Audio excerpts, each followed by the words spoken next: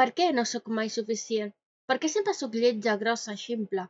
Per què no era amb qui poder conversar, algú a qui poder estimar, amb qui poder gastar els teus dies i deixar de banda les mentides? Per què per tu va ser tan important deixar clar als teus amics que jo era un ésser horrible i que t'havies de protegir dels meus ossos? La noia de qui tu t'has enamorat, a qui li vas donar tot el paquet, va ser mereixedora d'allò? Et va respectar i et va estimar amb tot el pit?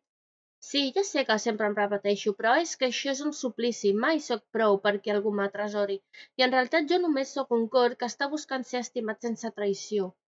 Crec que abans que això passi, algú em farà molt de mal fins que mori, perquè allà fora hi ha gent dolenta, que s'acosta a gent que està molt sola, famolenca d'afecte i respecte, i aquestes, desgraciadament, els hi fan mal.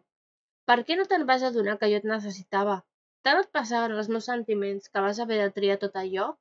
Estic molt trista i no és just. Jo també voldria tenir un moment en què algú molt enamorat em prometés estels, lluna i l'estar sol.